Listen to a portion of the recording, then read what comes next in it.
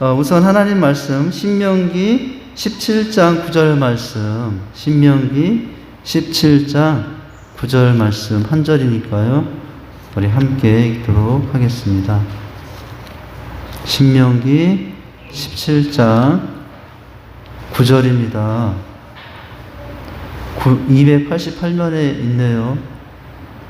288면에 있습니다. 다 같이 읽도록 하겠습니다. 우리 앞에 영상에도 있네요. 시작. 레위 사람 제장과 당시 재판장에게 나아가서 물으라. 그리하면 그들이 어떻게 판결할지를 내게 가르치리라. 어떻게 판결할지를 가르치리라.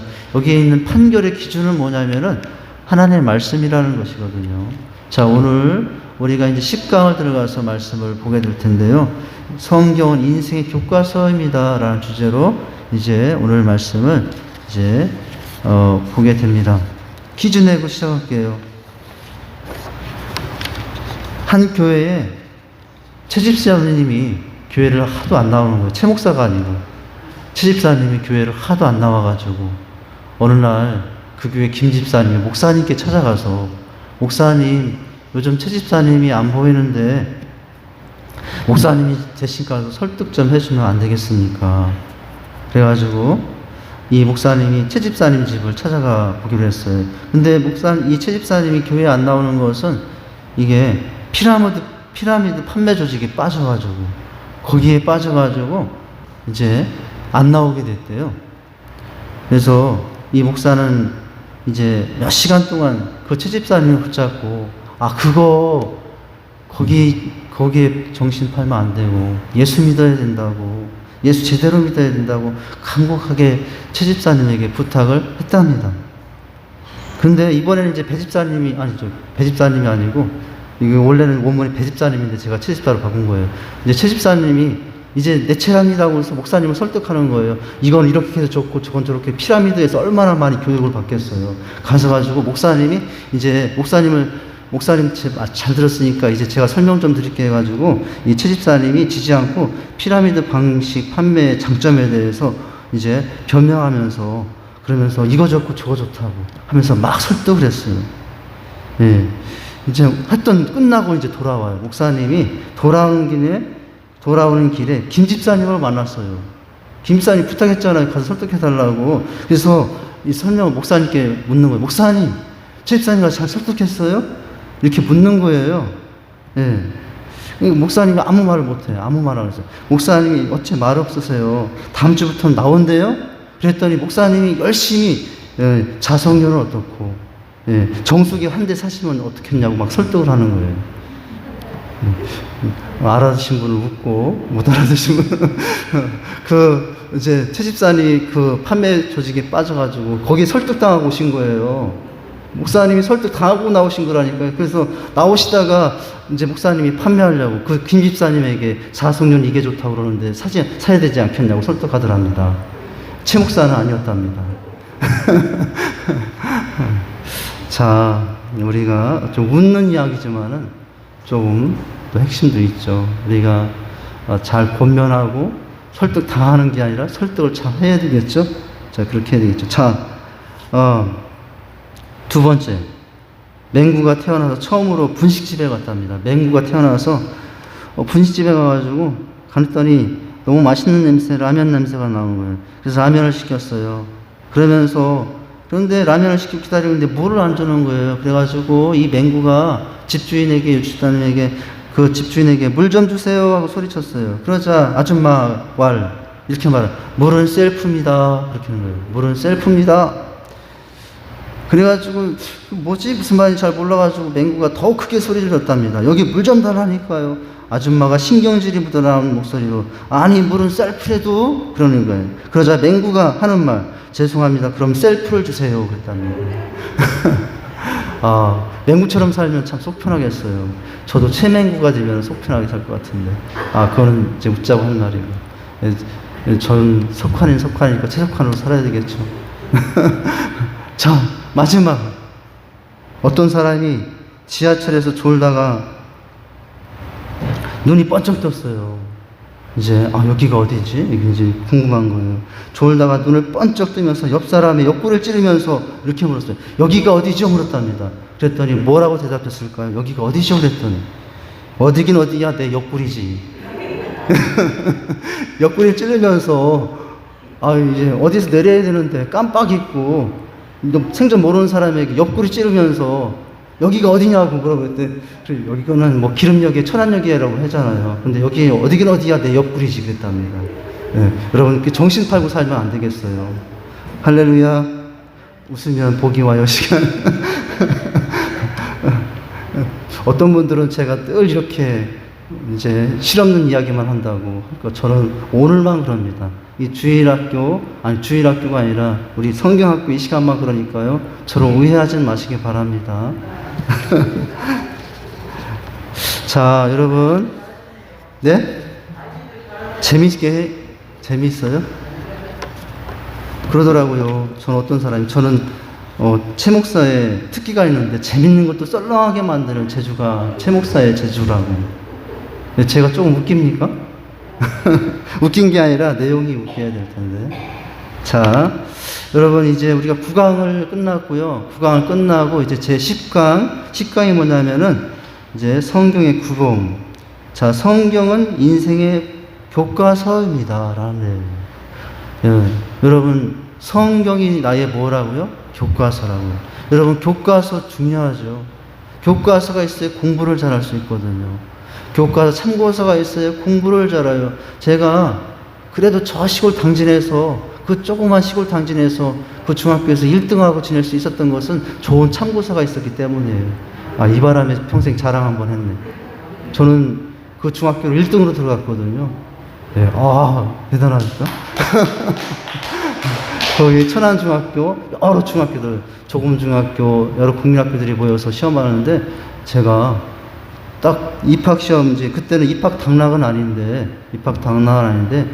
이제 다 시험을 보거든요. 결과하는데 최석한 1등. 들어갈 때만 1등 한 것이 아니라 문제 중요한 것은 3년 내내 반에서 1등, 전교에서 1등 가끔 2, 3등도 하고. 그러고 살았답니다.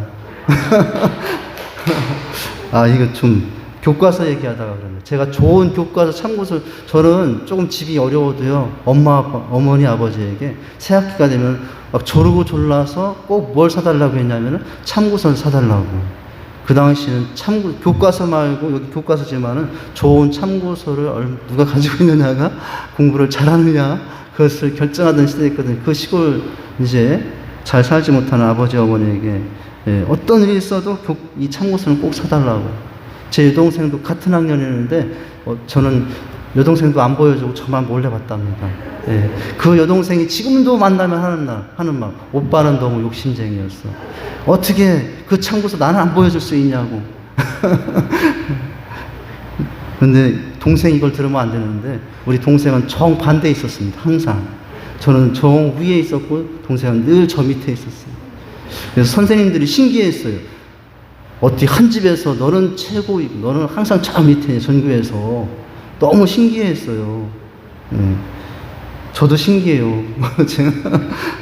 자, 이거 제가 지금 말씀드린 딴 얘기로 조금 삼천포로 빠졌는데, 여러분, 우리 인생이 잘 되고 또 언제나 또 행복하고 더 복된 인생이 되기 위해서는 좋은 인생의 교과서가 있어야 되는데, 그 교과서가 뭐라고요? 성경이 가장 좋은 교과서라는 것이죠.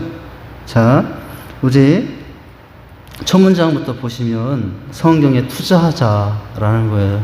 내 시간을 투자하고. 자, 읽겠습니다. 성경에 시간을 투자하는 것은 우리 생에 있어서 가장 가치 있는 투자라고 할 수 있다. 여러분 증권에도 하고 코인도 하고 그런다는데요. 그거보다도 가장 귀한 투자는 성경에 내 시간을 투자하는 것입니다. 자, 이는 성경이 우리 삶의 규범으로서 절대적 가치를 가지기 때문이죠. 오늘 읽었던 말씀에 판결이라는 단어가 나왔잖아요. 신명기 11장 9절 말씀에 레위 사람 제사장과 당시 재판장에게 나가서 물으라. 그리하면 그들이 어떤 판결할지 내게 가르치리라. 여기 제사장과 재판장은 무엇을 기준으로 판결할까요? 성경을 기준으로 해서 하나님 말씀을 기준으로 해서 판결하겠죠. 자, 성경은 뭡니까? 성경의 규범은 우리의 필요와 상황에 따라 순종해도 되고 안 해도 되는 그런 것이 아니라 반드시 순종해야 하는 하나님의 말씀이에요.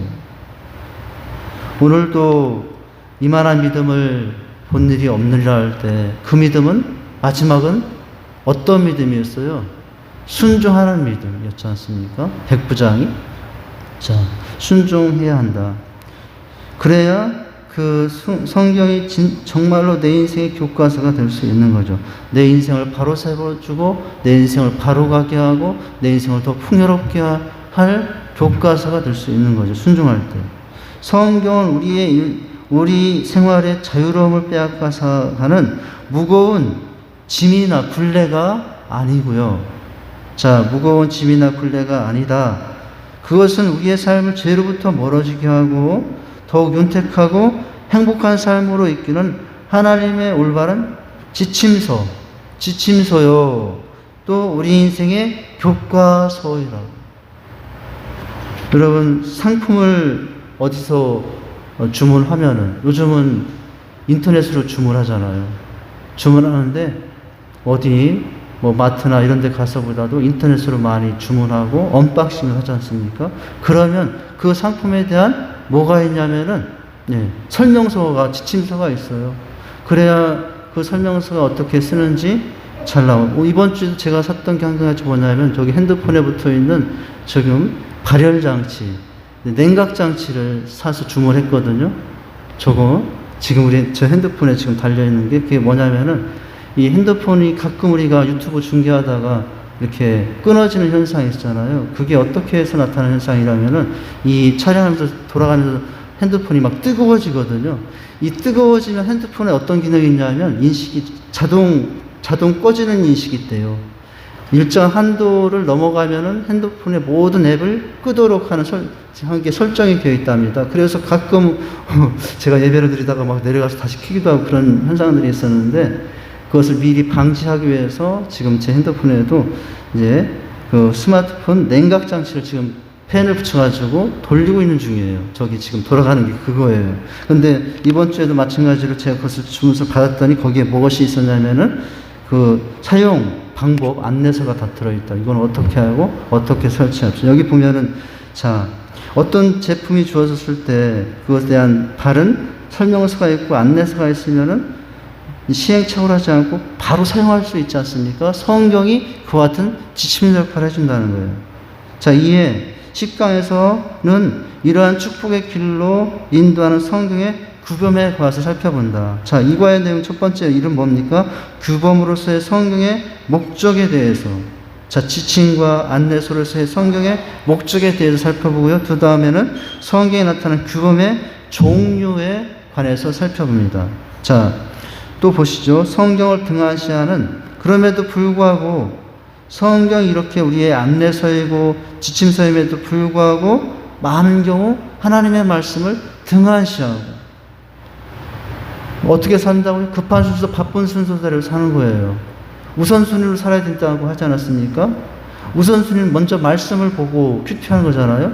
그런데 우선순위를 살지 않고 바쁜 순서대로 살아서 일주일 내내 성경을 안 보는 주도 있고,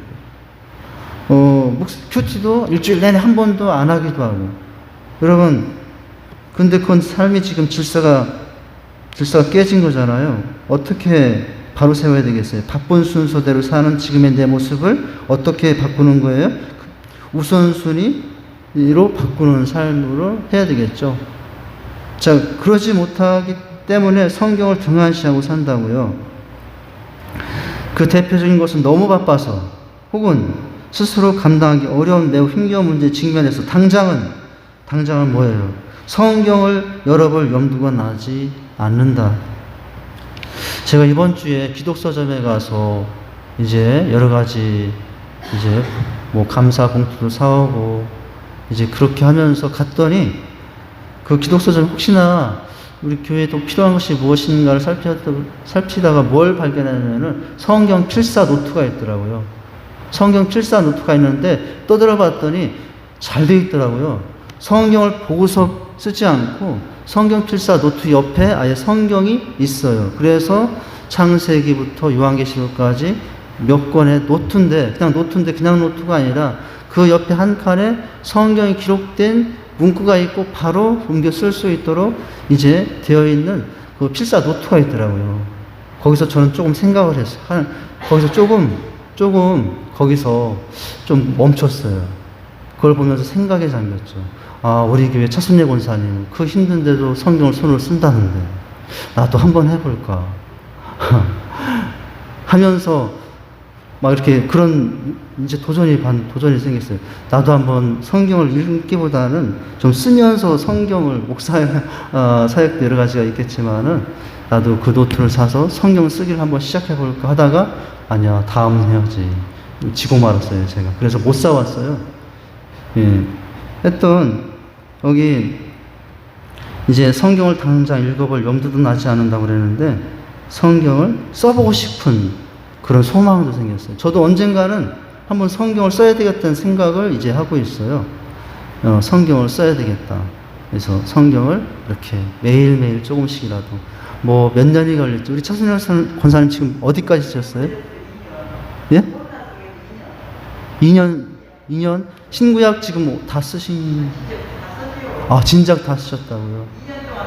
아, 그래요.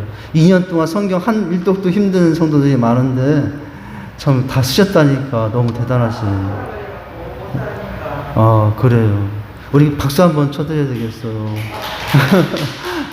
참 도전을 받고요. 제가 그 자리에 멈춰서서 잠시 생각에 잠겼던 것은 보자마자 차순례 권사님 생각이 났기 때문이었습니다. 그래서, 예? 예. 그래서 저도 그 자리에서 언젠간 내가 쓰리라 하고서 돌아왔어요.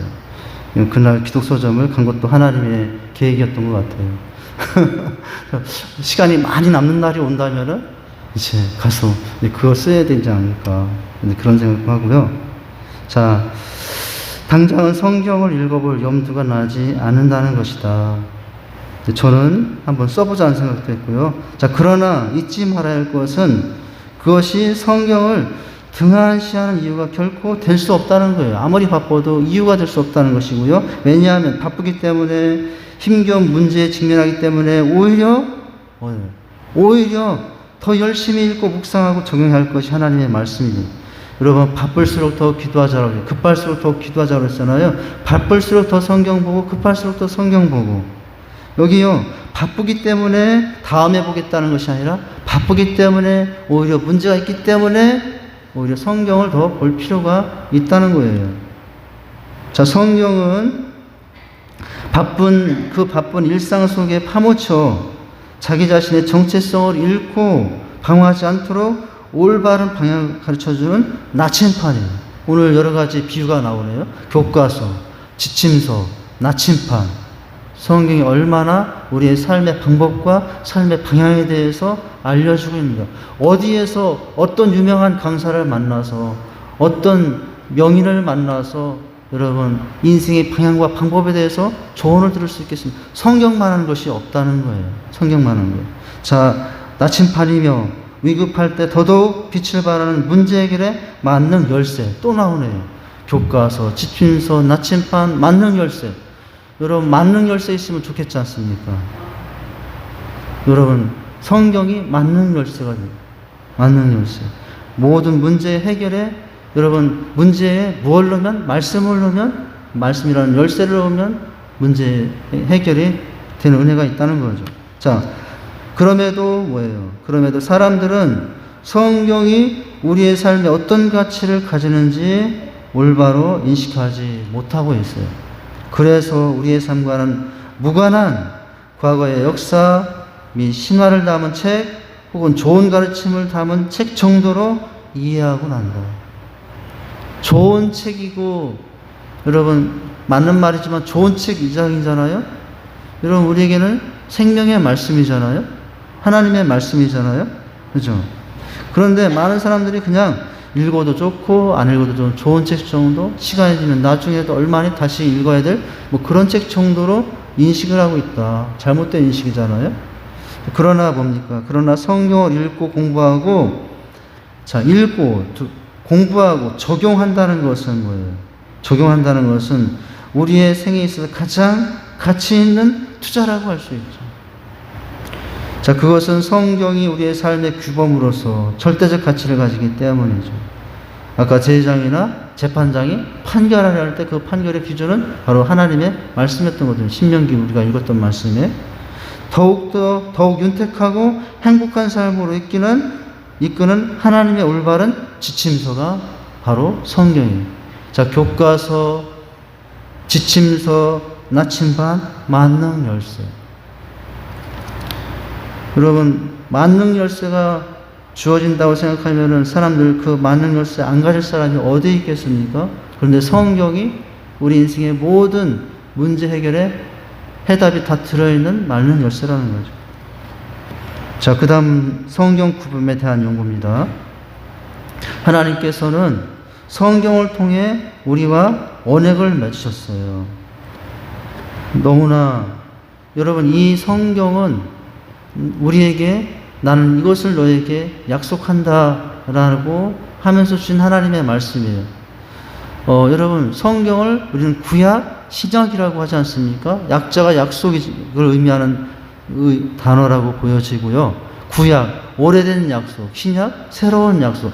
그러니까 구약, 신약, 약속의 책이 이 성경 말씀인데요. 근데 여러분, 창세기에 보면은 어떻게 하시면서 이 약속을 우리에게 주셨는가가 나오는데 여기 오늘 여기까지 봐야 될 것 같아요. 자, 성경은 언약의 연속이다.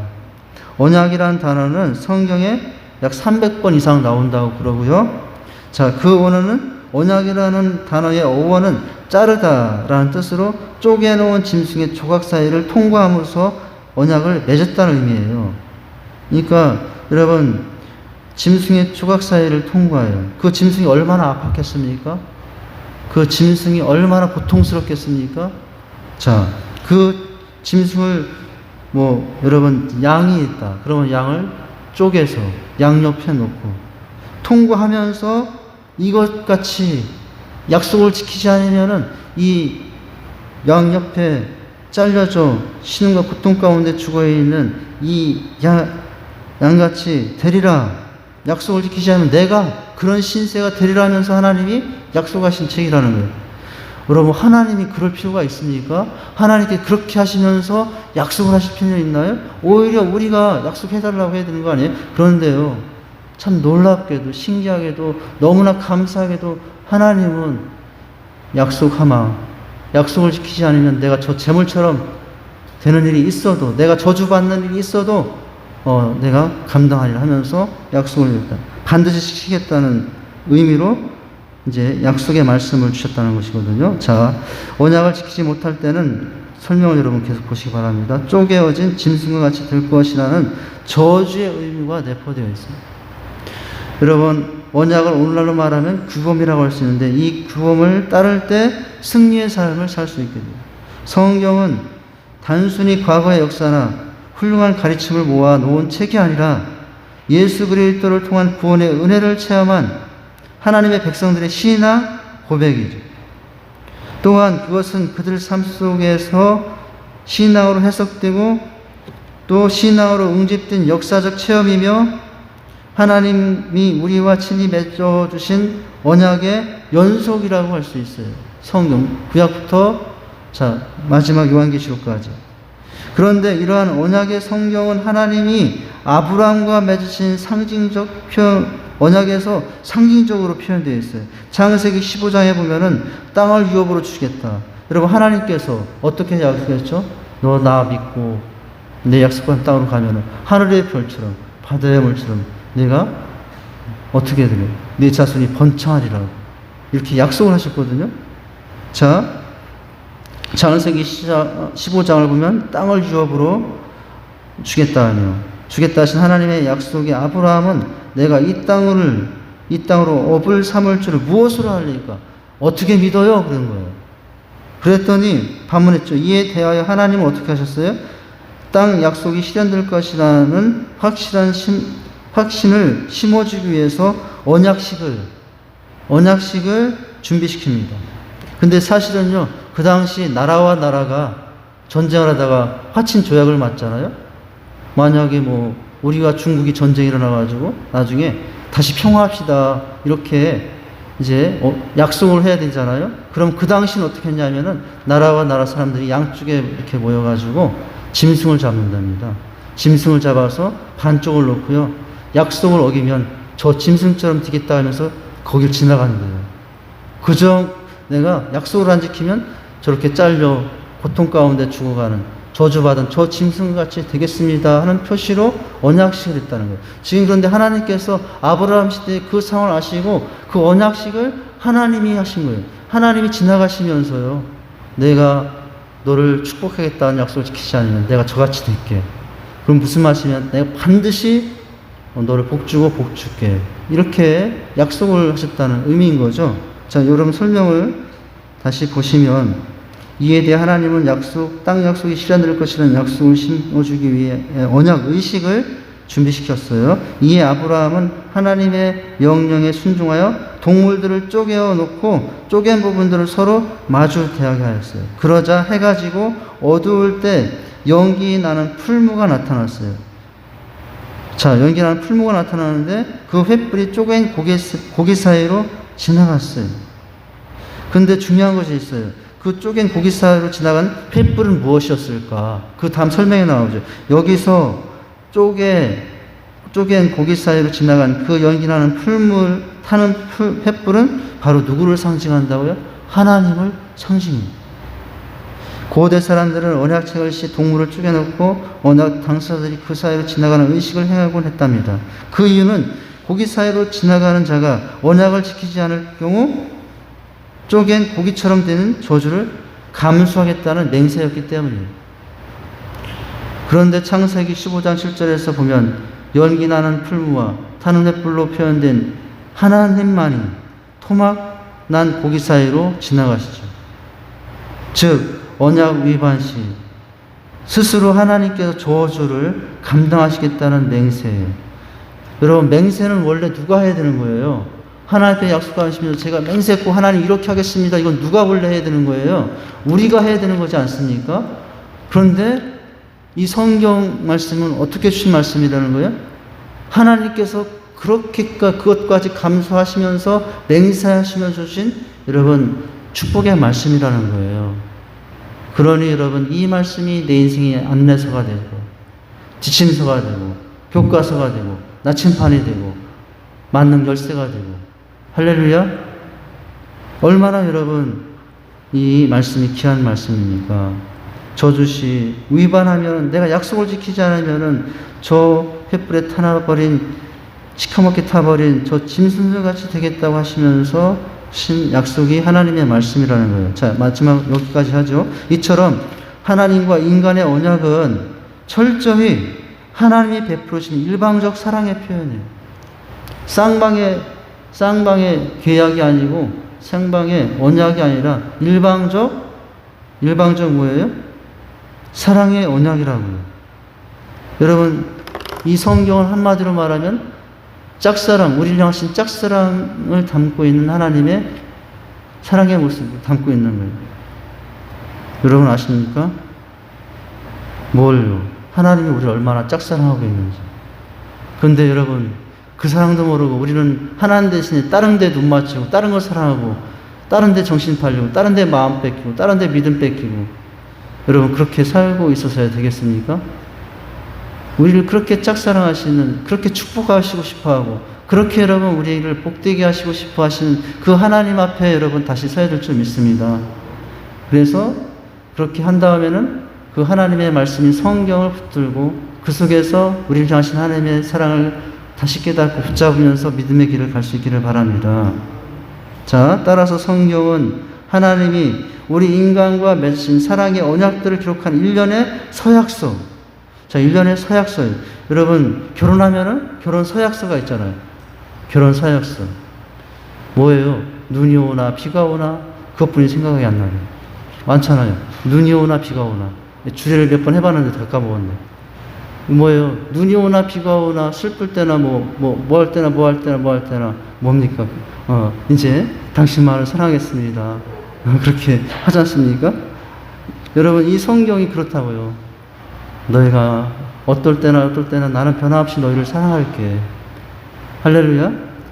그 내용을 담고 있는 책이에요. 여러분, 근데 성경을 1년을 쫓겨 보면은 어떤 때는 저주하는 것 같고, 어떤 때는 심판. 여러분, 우리가 하박국을 보지만은 이제 성경을 쫓겨 보면은 하나님이 또 너무 무서운 분 같고, 이제 그렇게만 보이지만, 여러분, 성경 전체 큰 시각 틀에서 보면은 하나님은 얼마나 우리를 사랑하시는지 몰라요.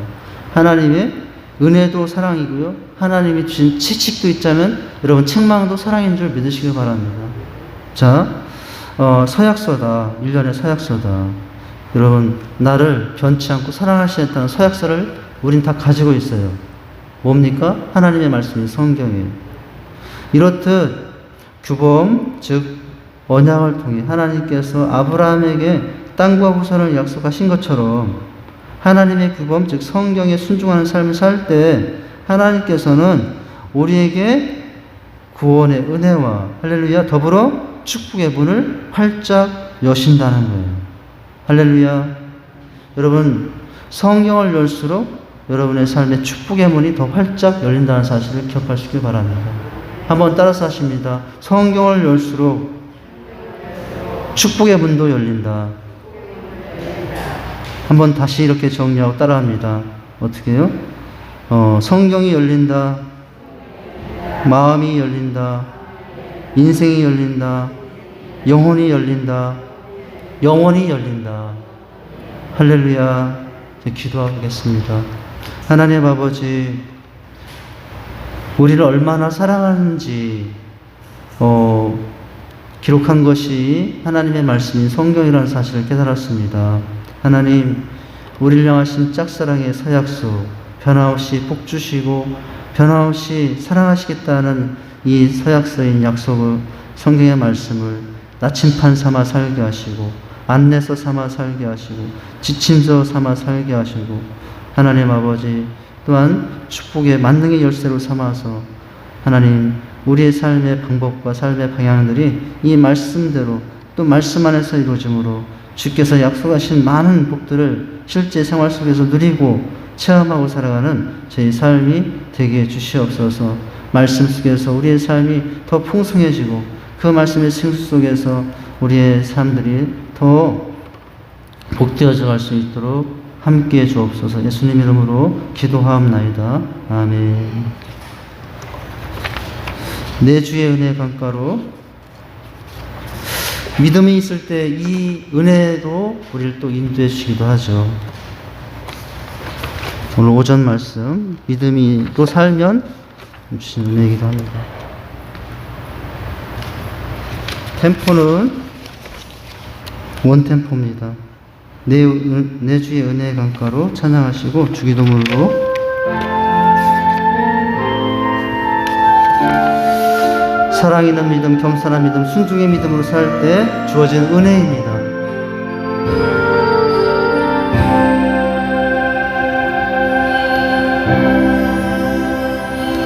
내 주의 은혜 강가로 저 십자가의 강가로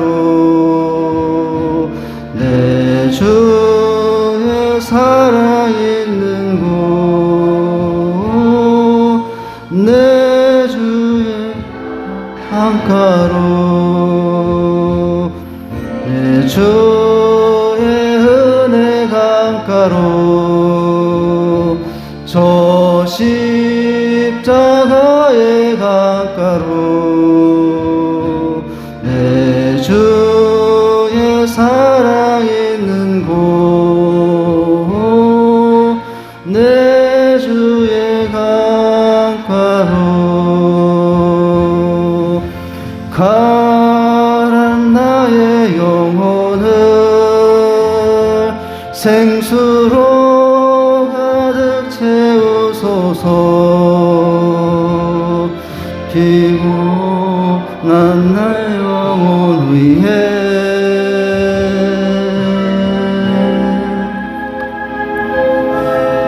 너의 은혜 강가로 저 십자가의 두 손 들고 찬양합니다. 내 주의 사랑 있는 곳, 내 주의 강가로 나의 영혼을 생수로 가득 채우소서. 피곤한 내 영혼 위에